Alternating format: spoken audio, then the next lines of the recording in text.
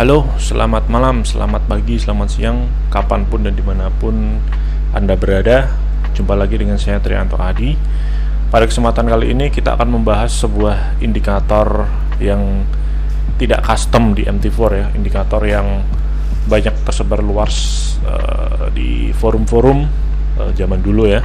Dan kita akan menghidupkannya lagi. Indikator itu bernama indikator TDI atau Traders Dynamic Index.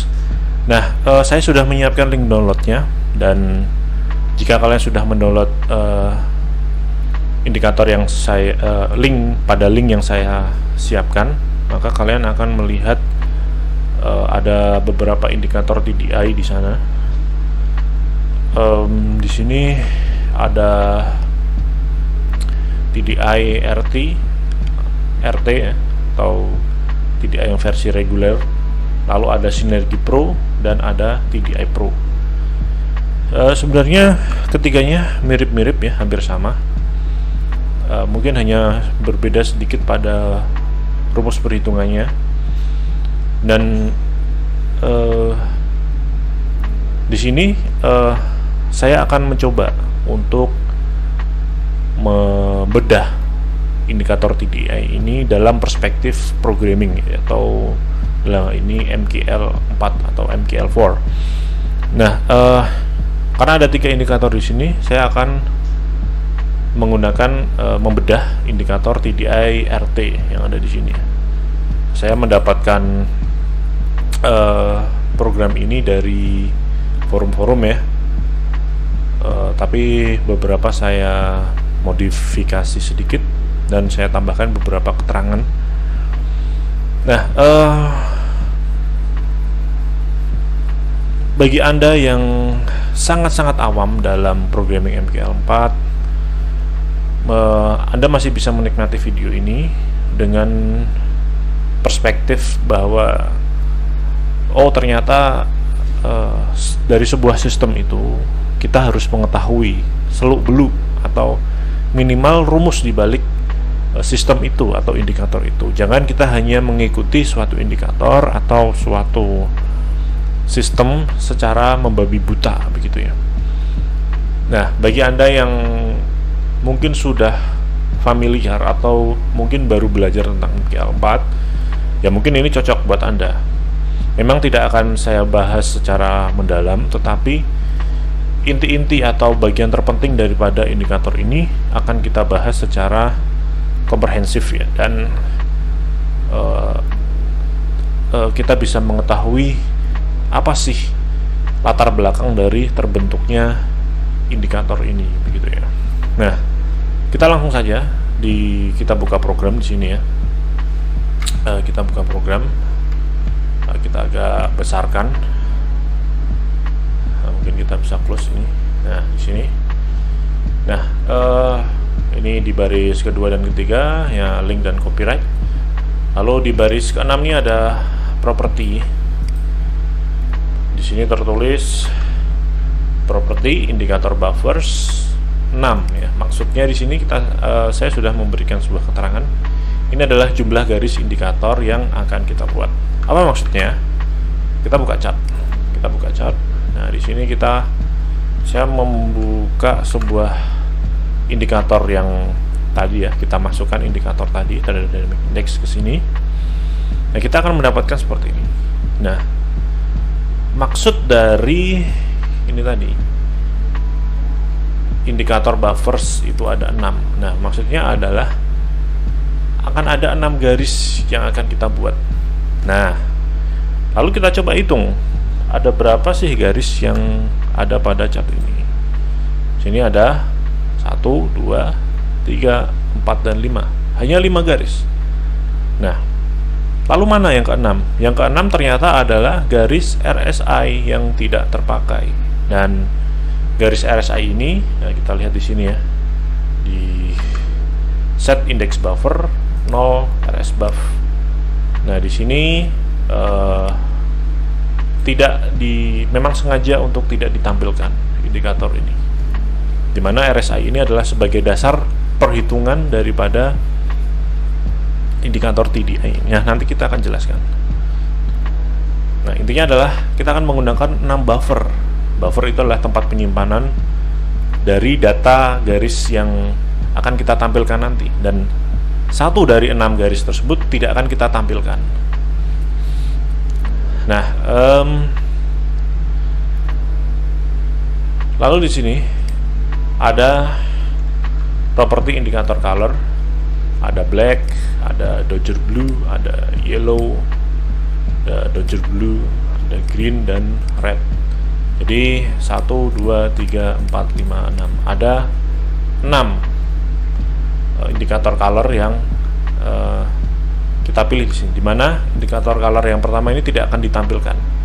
Nah, perintah untuk tidak menampilkannya itu ada di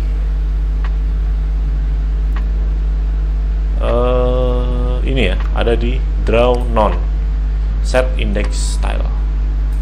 Nah, bagi Anda yang sudah pernah belajar MQL4 ya pasti tahu lah ya. Nah, di sini kita tidak akan membahas terlalu detail tentang sinteks-sinteksnya, itu gampang lah ya. Tapi kita akan lebih membahas tentang logika di balik indikator ini tercipta, begitu ya.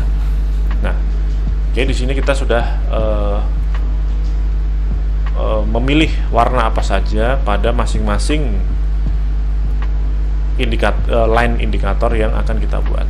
Nah, lalu di sini ada properti indikator separate window.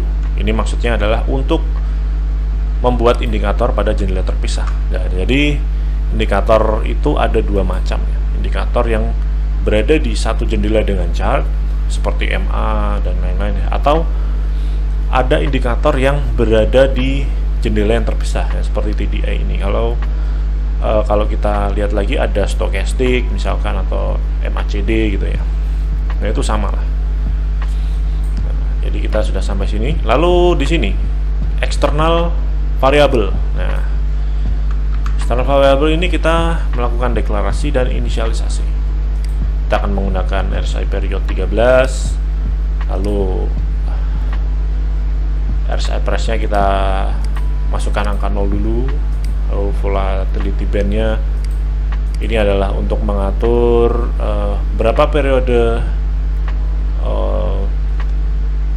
candle yang akan kita hitung, untuk kita gunakan untuk menghitung standar deviasinya ya. Nah, itu nanti kita akan jelaskan. Yang jelas di sini adalah ini adalah variabel eksternal yang akan bisa kita otak-atik ya, sesuai dengan market yang kita inginkan. Jadi misalkan market ini nggak cocok nih pakai RSI period 13 ya, kita bisa ubah, tapi tentu dengan mengetahui rumus di balik itu dulu ya. Misalnya kita ubah jadi 14 atau kita ubah jadi, nah di sini kita pembuat program ini ya di forum dia sudah menuliskan range yang bagus atau yang menurut dia bagus, yaitu antara 8 sampai 25. Lalu untuk RSI price 0 sampai 6 dan seterusnya ya. Itu berarti kita bisa ubah-ubah karena ini eksternal variabel ya.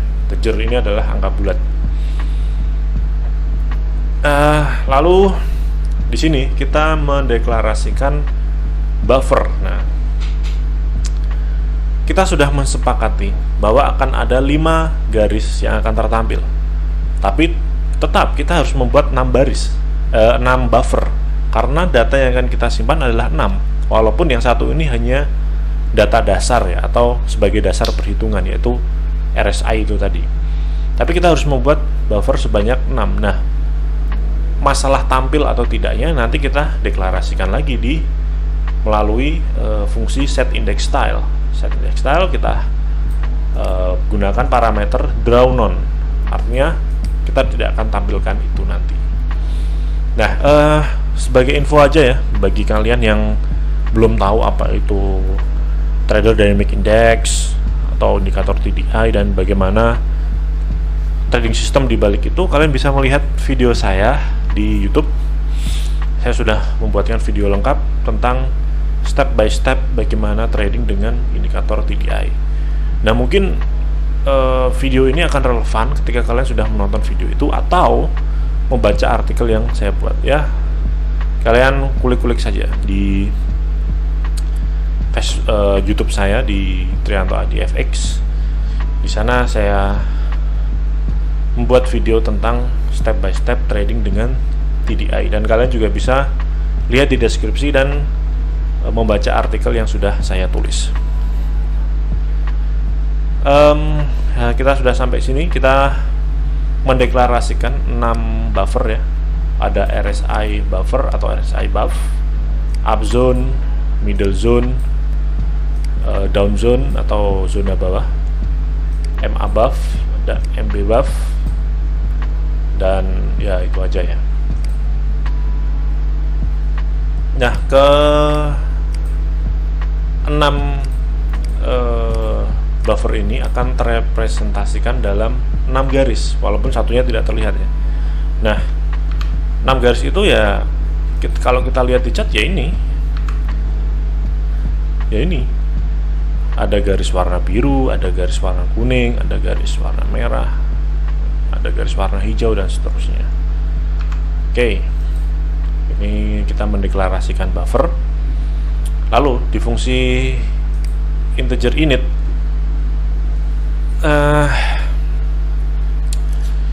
init ini akan tereksekusi ketika kita memanggil, ketika pertama kali indikator ini aktif atau terpanggil ya.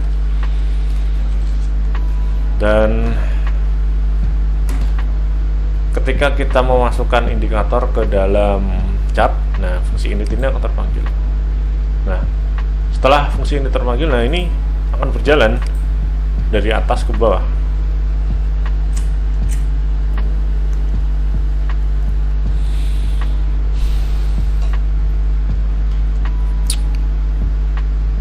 Nah, kita masuk ke program di dalam init. Sini ada indikator short name. Ini adalah sebuah fungsi. Kita tekan F1 untuk melihat apa sih fungsi di balik itu. Nah, di sini indikator short name, dia akan menampilkan short name ke dalam data window atau chart sub window ya. Nah, apa itu maksudnya? Maksudnya ya ini. Di sini kan tertulis ya. Di sini tertulis Traders Dynamic Index Real Time. Nah, maka di sini akan tertulis short name-nya itu akan tertulis di sini. Traders Dynamic Index Real Time. Gitu ya. Nah, lalu di sini kita menggunakan fungsi set index buffer. Set index buffer ini untuk memberikan nomor urut kepada buffer-buffer yang sudah kita buat. Di sini kan kita buat variabelnya ya dalam bentuk array ya tentunya ya. Kalau kalian belajar programming C++ ya sudah tahu lah, ini tanda ini tuh maksudnya adalah array ya. Dan setelah kita deklarasikan, lalu kita akan memberikan nomor urut pada masing-masing buffer tersebut, di mana RSI buff kita kasih nomor urut 0, lalu up zone kita kasih nomor urut 1, middle zone kita kasih nomor urut 2, dan seterusnya. Nah, di sini saya beri keterangan men-set array ke dalam urutan buffer ya. Nah, lalu lanjut kita ke set index style. Nah, index style ini adalah sebuah fungsi ya, kita tekan F1 aja ya. Kita bisa baca di kamus ya, atau di apa ini ya namanya. Ya itulah pokoknya. Nah, set index style ini untuk men-set new type style width ya, lebar atau ketebalan garis atau warna. Nah, kita bisa set di sini dengan parameter sebagai berikut. Yang pertama adalah indeks dari line tersebut, maksudnya urutannya ya, yang sudah kita urutkan tadi. Lalu kita bisa men-set mau kita tipe apa. Nah, di sini tipenya ada apa aja. Nah, kita cek. Ada line, ada histogram, ada section, dan lain-lainnya. Kita nggak akan bahas lah, itu terlalu teknis lah ya. Nah, intinya kita kembali. Intinya ini untuk menentukan style dari setiap garis. Nah, seperti yang saya jelaskan tadi, Untuk garis ke-0 atau RSI buff sebagai dasar perhitungan semua buffer-buffer yang lain, kita tidak akan menampilkannya. Maka kita tulis draw none di sini. Ini adalah predefined variable ya, kalau bahasa programmingnya ya, bahasa teknis yang gak usah kalian pikirkan kalau nggak mudeng ya. Intinya adalah ini merepresentasikan sebuah value ke dalam fungsi ini, dan nantinya fungsi ini akan bekerja untuk mengedit atau membentuk style dari garis yang kita inginkan. Nah, untuk buffer 0 kita tulis draw none, artinya tidak ada garis yang akan kita tampilkan. Untuk garis yang satu, ya, apa itu garis satu? Garis satu ya ini sesuai urutan tadi, yaitu up zone ya. Kita menggunakan draw line, artinya adalah garis. Kita akan gunakan garis. Nah, lalu set index style di garis nomor 2 masih tetap draw line, tapi apa ini angka yang 2 ini?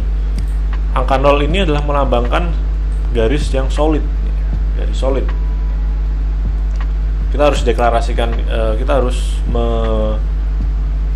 menyebutkan itu bahwa itu solid ya. Lalu baru kita tuliskan ketebalannya. 02 atau 03, berarti ketebalannya lebih tebal gitu ya. 04 gitu ya. Nah, kira-kira seperti itu. Kita nggak menjelaskan terlalu detail. Nah, lalu di sini set index label.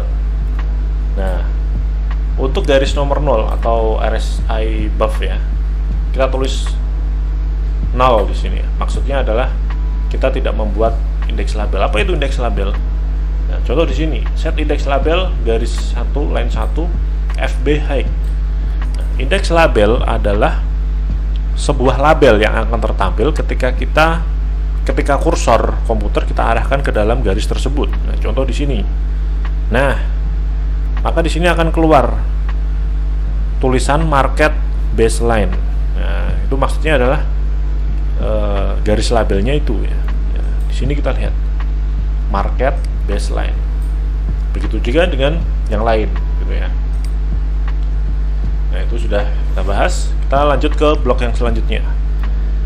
Ini adalah set level value. Apa itu fungsi set level value?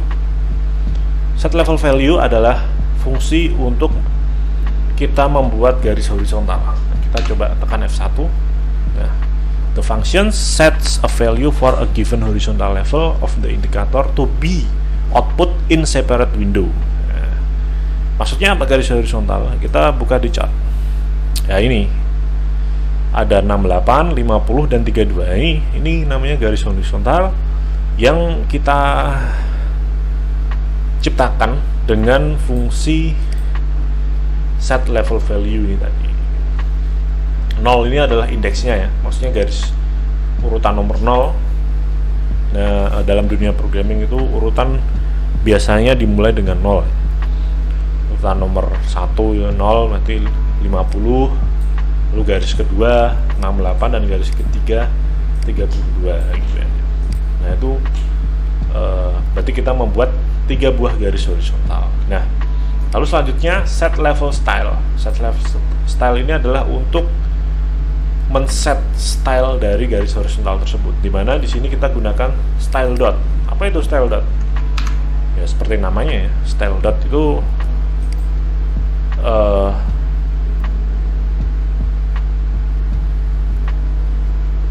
berbentuk titik-titik ya. Nah, kita lihat di chart. Ya titik-titik ya, atau garis-garis kecil ya. Ya kira-kira seperti itu. Set index.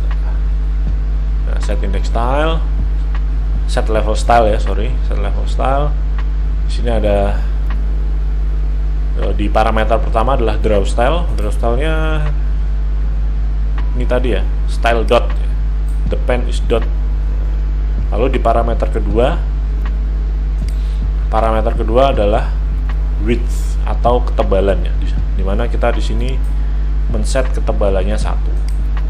Nah, dim gray ini adalah kode warna. Nah, dari mana kita dapatkan kode warna ini sih? Nah, Sebenarnya di MKL4 itu kita sudah menyiapkan kode warna tersebut ya.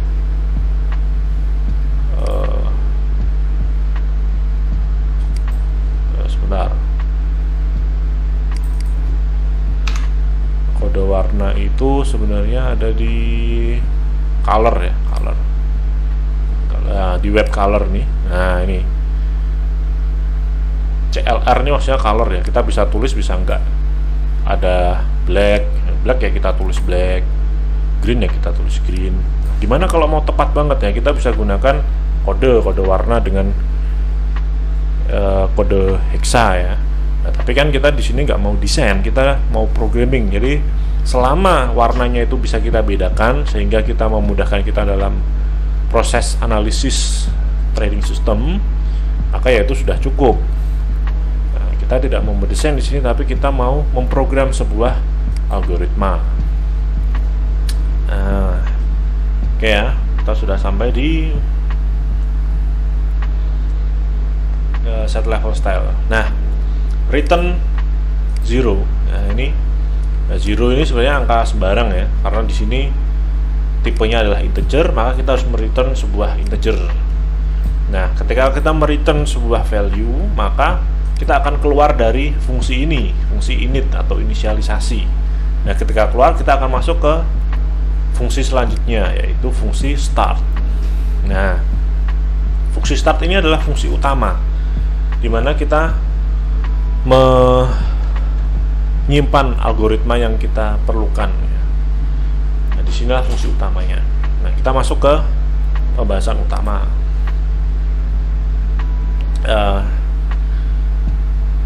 Oke. Nah, mungkin agak membosankan ya, tapi ini akan seru di fungsi start ini. Kita akan mulai masuk ke rumus-rumus yang akan merepresentasikan dari indikator TDI ini. Oke. Kita lihat ya, beginilah penampakan fungsi utamanya ya. Nah, di sini kita mendeklarasikan sebuah variabel, yaitu variabel MA, dan sebuah array, yaitu array RSI. Nah, di sini ya, membuat variabel MA dan array RSI. Lalu di baris kedua, array resize ini adalah men-set ukuran dari array RSI ini sesuai dengan value yang ada di volatility band. Nah, volatility band itu apa? Itu eksternal variabel yang sudah kita buat. Nah, volatility band di sini 34, maka angka 34 ini kita masukkan ke dalam parameter fungsi ini. Nah, maka apa maksudnya? Jadi array RSI ini kita set ukurannya, atau array itu kan adalah kumpulan variabel ya. Nah, kumpulan variabel itu, setiap variabel disebut dengan elemen. Nah, berapa elemen yang bisa disimpan array tersebut? Nah, kita masukkan di sini adalah volatility index, di mana value-nya adalah 34. Maka ukuran dari array ini adalah 34. Gitu ya.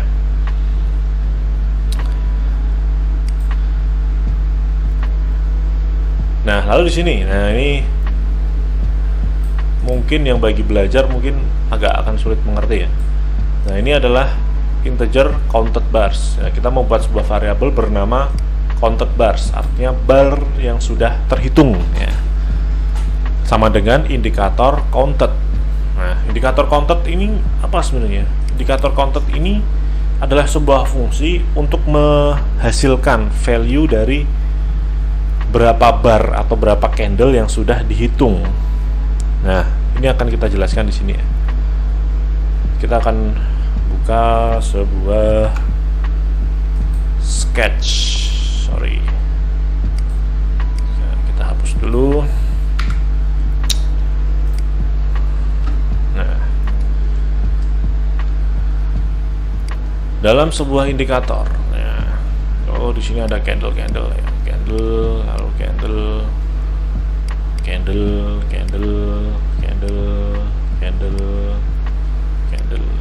Nah, dalam MKL4, candle ini mempunyai sebuah indeks atau nomor urut ya. candle paling kanan itu nomor urutnya 0, 1, 2, 3, 4, 5, 6 dan seterusnya sampai candle terakhir. Semakin kiri semakin banyak. Nah, contoh di dalam sebuah candle ini kita membuat sebuah indikator, katakanlah indikator TDI itu tadi ya, membentuk satu garis, katakanlah garisnya seperti ini, set, ini ya. Nah, dalam sebuah fungsi, ini program ya, program lalu eksekusi. Nah, eksekusi ini menyimpan perhitungan. Nah, apa yang dilakukan pada saat eksekusi? Kita gunakan warna lagi. Nah, ketika eksekusi ini terjadi, yang sebenarnya terjadi adalah kita menghitung ya. Misalkan di sini kita menghitung semua candle yang ada di sini. Kita hitung, misalkan rata-rata lah, katakanlah rata-rata. Jadi kita menghitung rata-rata harga dari setiap candle ini, lalu kita masukkan ke dalam setiap titik-titik ini ya, dalam indikator ini yang kemudian diubah menjadi garis, kan begitu ya. Nah, program ini kan berjalan berputar kan ya, berjalan berputar. Nah, akan sangat berat bagi sebuah program untuk mengerjakan setiap perhitungan ini setiap kali program ini mengelup ya, atau berputar. Jadi setiap kali berputar ya, kita harus menghitung lagi. Setiap kali berputar, padahal kita tahu fakta bahwa indikator garis ya di sini ya, indikator garis yang sudah tercipta di sini di sebelah kiri itu tidak akan berubah. Kalau sudah begini ya sudah begini terus. Yang akan berubah adalah apa? Perhitungan setelahnya. Nah, kita nggak tahu yang setelahnya ini apa. Nah, itulah fungsi dari indikator content. Nah, indikator content ini di awal loop dia akan mereturn atau menghasilkan value 0. Indikator content.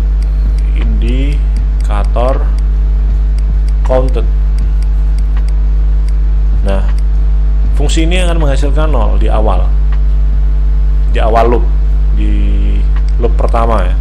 Lalu di loop kedua, nah di loop kedua dia akan menghasilkan seluruh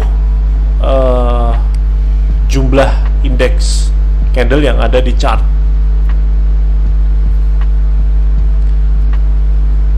Ya, seluruh indeks yang ada di chart. Nah, itu artinya baru ketika candle baru muncul di sini, misalkan candle baru muncul, baru perhitungan baru akan dimulai. Jadi tidak semua candle itu akan dihitung ya, tapi hanya ketika terjadi candle baru. Nah, bagaimana mekanismenya? Kita lihat di sini. Nah, kita deklarasikan content bars sama dengan indikator content. Lalu kita buat variabel limit. Lalu bars. Nah, bars ini adalah jumlah seluruh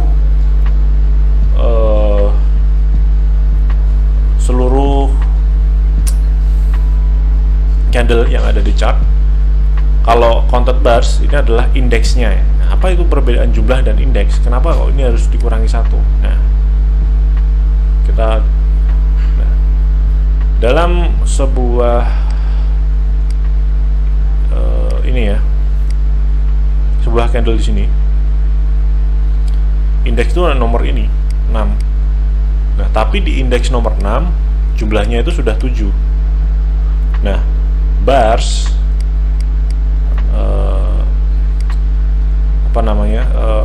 predefined variable bars ini akan menghasilkan jumlah, artinya dia akan menghasilkan 7. Sementara content bars, indikator content dia akan menghasilkan 6.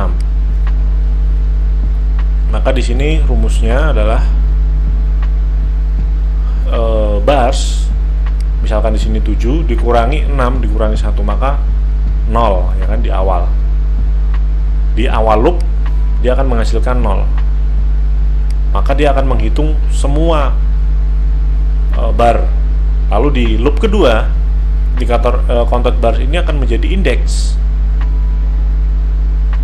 Maka limitnya ini akan menjadi 0. Begitu ya. Nah, kalau kalian bingung ya udahlah ya. Karena ini memang tingkat lebih lanjut daripada programming MKL4. Atau kalian bisa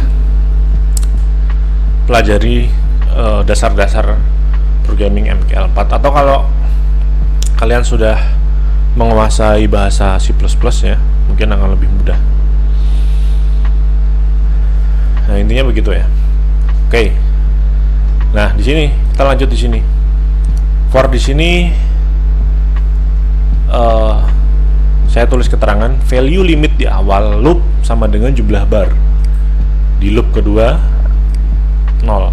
Artinya loop ini hanya akan tereksekusi sekali di loop pertama semuanya ya, untuk menghitung seluruh bar. Jadi misalkan di bar ya, bar itu ini ya, candle ya. Misalkan di sebuah chart ini ada 5000 candle, dari ujung kanan sampai ujung kiri itu ada 5000 candle. Nah, di loop pertama seluruh candle ini akan terhitung karena counted bar-nya masih 0. Ketika counted bar-nya 0, maka bars min 0 min 1, makanya jumlah seluruh bar ya kan. Tapi ketika counted bars-nya berubah menjadi indeks, maka limitnya berubah menjadi 0. Ketika limitnya 0, maka fungsi for loop di sini tidak akan tereksekusi. Jadi dia hanya akan, dan kalaupun tereksekusi, dia hanya akan mengeksekusi bar terakhir. Begitulah ya. Jadi perhitungannya, makanya di sini saya tulis ya,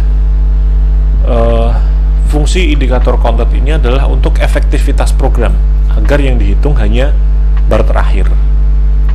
Gitu ya kira-kira. Oke, kita lanjut.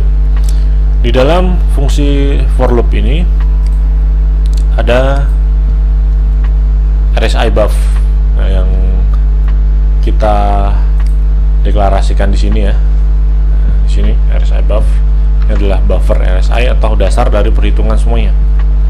Nah, di sini kita RSI ini adalah indikator RSI biasa ya, dengan parameter-parameternya. Lalu apa saja sih parameternya? Kita lihat di sini. Ada simbol, time frame, period, lalu price dan shift. Nah, di sini urutannya sama ya. Simbol, time frame, period. Periodenya apa? Nah, periodenya di sini kita gunakan external variable yang sudah kita deklarasikan tadi. RSI periodnya di sini. Nah, kalau kita mau ubah-ubah sendiri bisa kita ubah dari sini, maka rumus di sini akan ikut berubah. Lalu RSI price itu apa? Nah, kita lihat lagi apa tadi yang terakhir nomor 2. Applied price, it can be any enum applied price. Lihat di sini. Kita mau menggunakan dasar closing candle sebagai perhitungan, atau open candle, atau high, atau low, atau median. Kita ada inisialisasi di sini.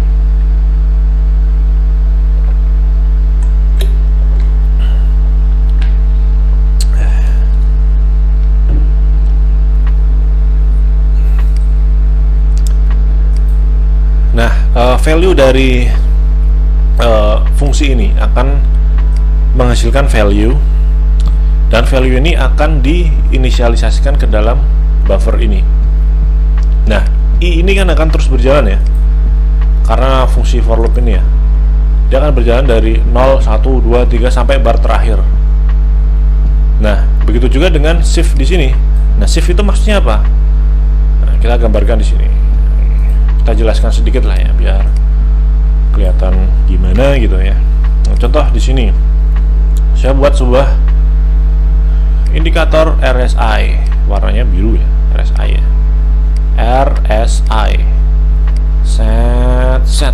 Nah, di sini ya. Maksudnya shift itu apa? Nah, setiap garis yang ada di sini ini sebenarnya adalah representasi dari candle-candle yang ada di atasnya. Ya. Contoh di sini titik-titik ya. Titik-titik ini disambung dalam garis. Nah, shift yang maksud dari shift adalah ini adalah 0, 1, 2, 3, 4, 5. Nah, value ini, bagaimana cara mendapatkan value ini? Nah, dengan fungsi ini tadi. Nah, fungsi ini akan menghasilkan value dari shift ini.